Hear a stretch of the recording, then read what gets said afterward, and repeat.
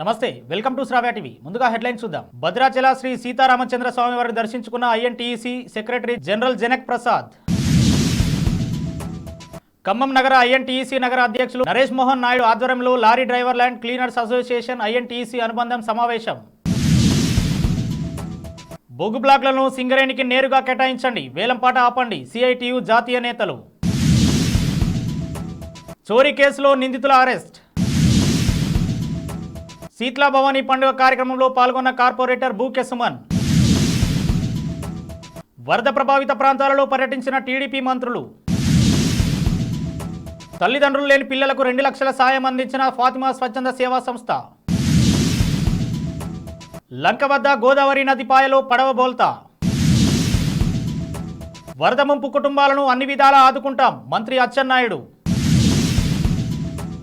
భద్రాచల శ్రీ సీతారామచంద్ర స్వామివారిని INTEC secretary general Janak Prasad దర్శించుకుని ప్రత్యేక పూజలు నిర్వహించారు. రాష్ట్రంలో సమృద్ధిగా వర్షాలు కురిసి రాష్ట్ర ప్రజలందరూ సుఖశాంతులతో ఉండాలని, అదేవిధంగా సింగరేణి ఉద్యోగులు, కాంట్రాక్ట్ ఉద్యోగులు అందరూ క్షేమంగా ఉండాలని, సింగరేణిలో రక్షణతో కూడిన ఉత్పత్తి సాధన జరగాలని కోరుకున్నట్టు తెలిపారు. ఖమ్మం నగర ఐఎన్టీఈసీ నగర అధ్యక్షులు నరేష్ మోహన్ నాయుడు ఆధ్వర్యంలో నిర్వహించిన lorry drivers and cleaners association INTEC అనుబంధ సమావేశం 3 టౌన్ ప్రాంతంలోని లారీ యూనియన్ ఆఫీసులో నిర్వహించారు. ఈ సందర్భంగా తుమ్మల యుగంధర్ సమస్యలపై మాట్లాడుతూ ప్రమాద బీమాకు సంబంధించిన విషయాలని అడిగి తెలుసుకుని అర్హులైన ప్రతి కార్మికుడికి ఇందిరమ్మ ఇల్లు అందేలా చూస్తామని, గతంలో ఇచ్చిన హామీ ప్రకారం ఆఫీస్ స్థలం ప్రభుత్వంతో మాట్లాడి మంజూరు చేయిస్తానని డ్రైవర్లకు హామీ ఇచ్చారు. ఈ కార్యక్రమానికి ముఖ్య అతిథిగా తుమ్మల యుగంధర్, జిల్లా ఐఎన్టీఈసీ అధ్యక్షులు కొత్త సీతారాములు, జిల్లా ప్రధాన కార్యదర్శి పొమ్మి వెంకటేశ్వరరావు, జిల్లా వర్కింగ్ ప్రెసిడెంట్ ఎండి Pasha, secretary Suribabu, lorry union office convener దగ్గు శ్రీనివాసరావు తదితరులు పాల్గొన్నారు. బొగ్గు బ్లాక్లను సింగరేణికి నేరుగా కేటాయించాలని, వేలంపాట ఆపాలని సిఐటియు జాతీయ కోశాధికారి ఎం సాయిబాబు, రాష్ట్ర ఉపాధ్యక్షులు జె వెంకటేష్ డిమాండ్ చేశారు. సిపిఐఎం ఆధ్వర్యంలో నిర్వహించే సింగరేణి పరిరక్షణ యాత్రకు తమ సంఘం మద్దతు ఇస్తున్నట్లు తెలిపారు. సింగరేణి ప్రైవేటీకరణతో సంస్థ మనుగడ ప్రశ్నార్థకంగా మారుతుందని హెచ్చరించారు. ఖమ్మంలోని సుందరయ్య భవనంలో సిఐటియు జిల్లా అధ్యక్షులు తుమ్మ విష్ణువర్ధన్ అధ్యక్షతన శనివారం నిర్వహించిన సమావేశంలో సాయిబాబు మాట్లాడారు. బొగ్గు బ్లాకుల ప్రైవేటీకరణపై గత 4 సంవత్సరాలుగా సింగరేణిలో నిరసన జరుగుతూనే ఉన్నా కేంద్రం పెడచెవిన పెట్టిందన్నారు. కిషన్ రెడ్డి కేంద్ర గనుల శాఖ మంత్రిగా ఉండడం వల్ల సింగరేణిని కాపాడుకోవడం సులభమని అందరూ భావిస్తున్నారన్నారు.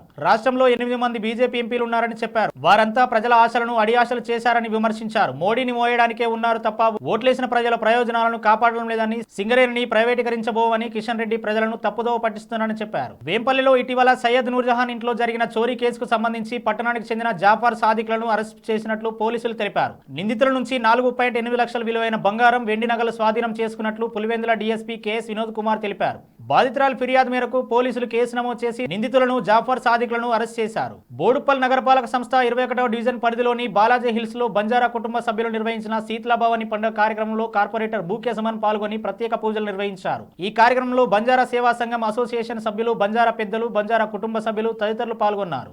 బులెటిన్ లో షార్ట్ బ్రేక్ తీసుకుందాం.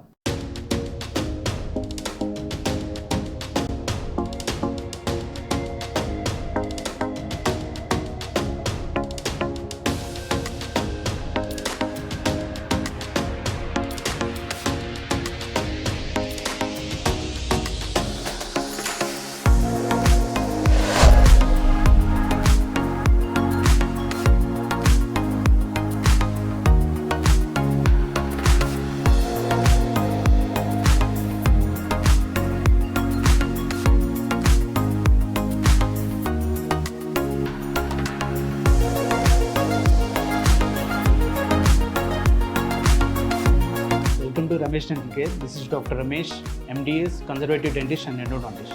At Ramesh Dental Care, we are dedicated to providing the top quality dental care in a friendly and welcoming environment. Our team of experienced dentists and staff prioritize your oral health and comfort zone above all else. Services we offer here are routine dental checkups and cleanings, fillings, crowns and bridges, root canal treatments, advanced dental implants, advanced dental laser surgeries, tooth whitening and cosmetic dentistry, orthodontic treatments including braces and invisible aligners. Hello, I'm Dr. Uma Abdallah, co-founder of Ramesh Dental Care. I'm the chief periodontist and implantologist in RDC. Here in RDC, we provide honest patient education. That is, with us, you are a partner in your own dental treatment plan. In RDC, we provide same-day emergency treatment plan. Same-day emergency dental treatment is always on call 24/7 in RDC.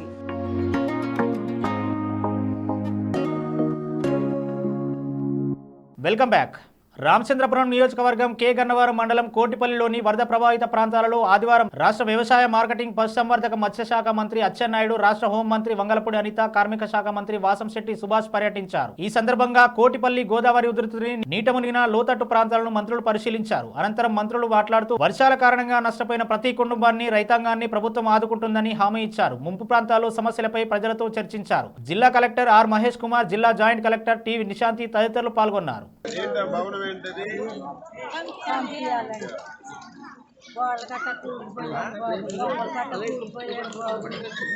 గడ్డి పంపులు ఇచ్చారా? బియ్యం అవి ఇచ్చారండి బాబు.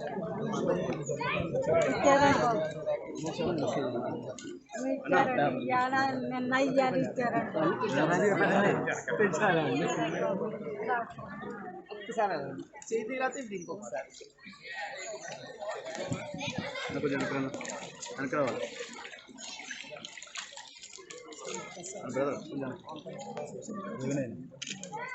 ఐదు సంవత్సరాల దుష్టపాలన వల్ల ఈరోజు రామచంద్రపురం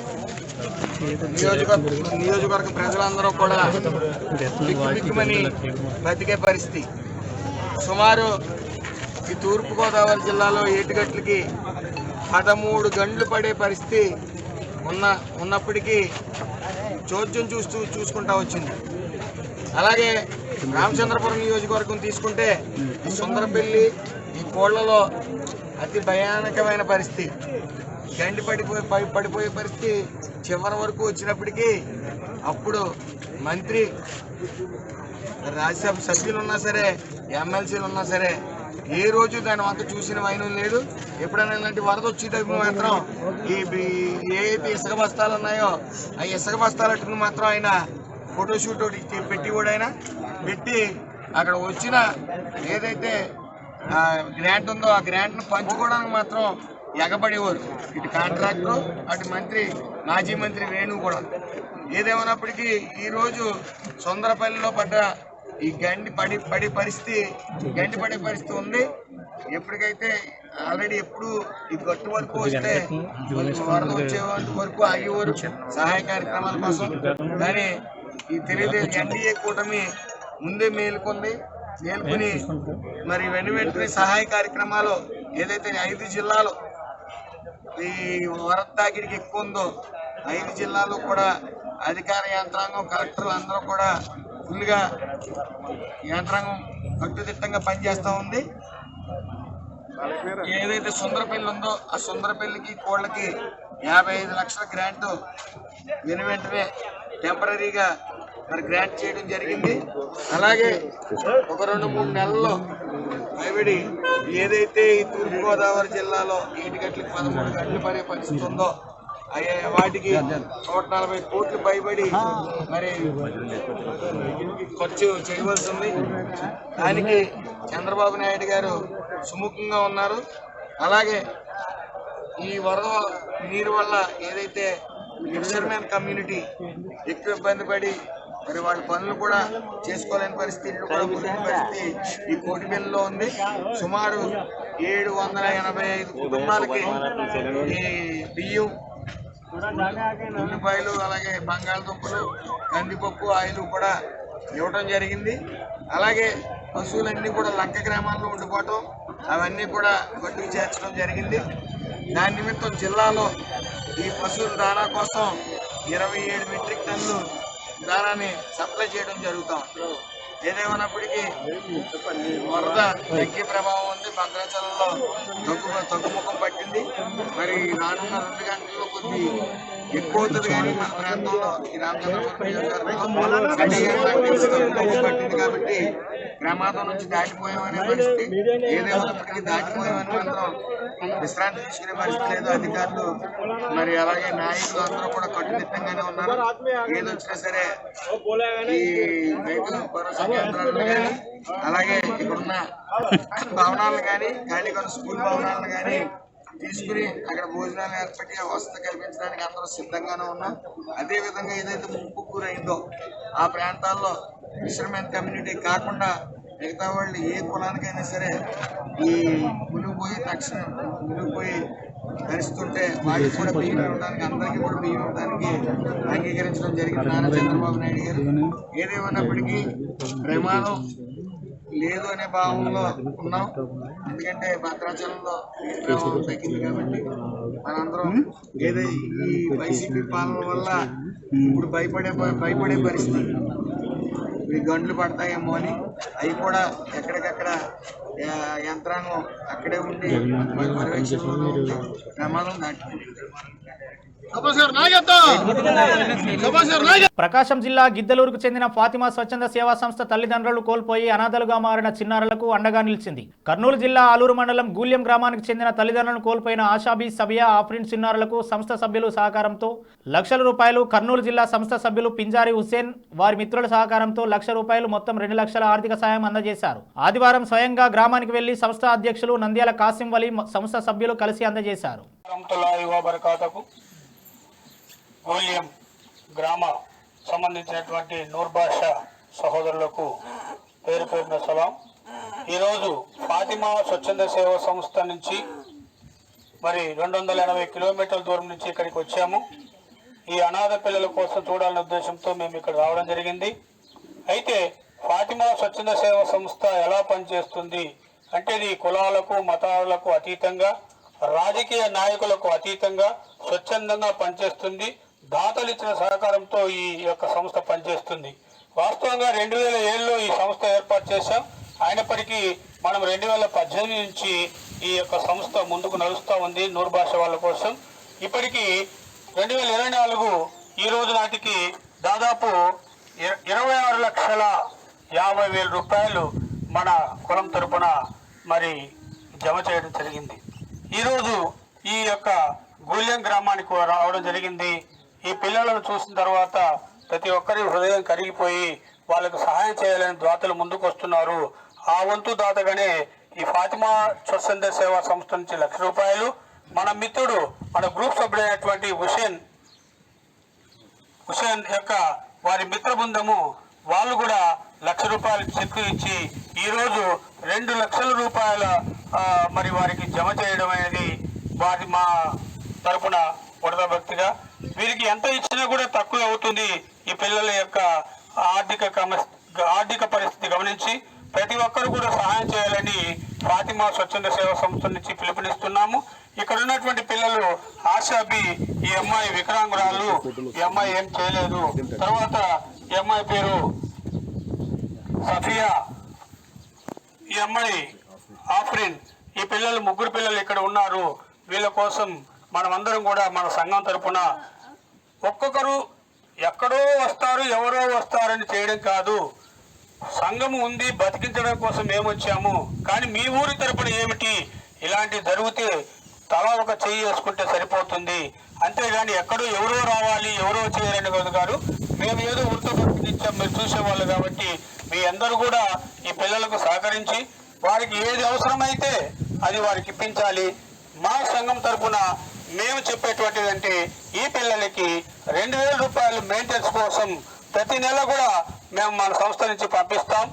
ఇకపోతే ఈ అమ్మాయి రెండో అమ్మాయి హుషారుగా ఉంది. ఆ అమ్మాయి పెళ్లి నాటికి మీరు ఏదైనా మా సంస్థకు అప్లై చేసుకున్నట్లయితే ₹40,000 డబ్బులు ఇస్తారు, సామాన్లు కూడా ఇస్తారు. అప్లై చేసుకోవాలి ముందు. అంటే ఎవరైనా ఫ్రీగా పేదవాళ్ళు ఎవరైనా చేసుకుంటే ఆ విధంగా కూడా మీకు ఏర్పాటు చేస్తామని తెలియజేస్తున్నాం. తర్వాత సోదరులారా, ఇటువంటి ఆపద కలిగినప్పుడు ఇదే కాదు, మీరు తెలిసిన కాబట్టి తెలియమంది చాలా మంది ఉన్నారు. మీరు కూడా ఇలాంటి సమయం సందర్భం వచ్చి తలా ₹100 మనం సమర్పించినట్లయితే తోటి మన ముస్లిం సోదరులు అంటూ నూర్బా సోదరులు కూడా వాళ్ళని ఆదుకోవడానికి అవకాశం వస్తుంది. ఏదో మాకు జరిగింది అని కాదు, కానీ ప్రతి ఒక్కరూ కూడా బాధ్యతగా ఉండి మరి మీరందరూ కూడా ఈ యొక్క సేవా కార్యక్రమంలో పాల్గొంటారని మేము తెలియజేస్తూ మీ అందరికీ మరొకసారి మన సంస్థ తరపున ధన్యవాదాలు తెలుసుకుంటున్నాం. సలాం అలైకుం. పి గన్నవరం మండలం ఊడిమూడి లంక వద్ద గోదావరి నదిపాయలో పడవ బోల్తా పడింది. లంక ప్రాంతం నుంచి అవతలికి పడవపై మంచినీటి ప్యాకెట్ బస్తాలు తరలిస్తుండగా గోదావరి మధ్యలో ఈ ఘటన చోటు చేసుకుంది. ఈ ప్రమాదంలో ఒకరు గల్లంతవగా 5గురు సురక్షితంగా బయటపడ్డారు.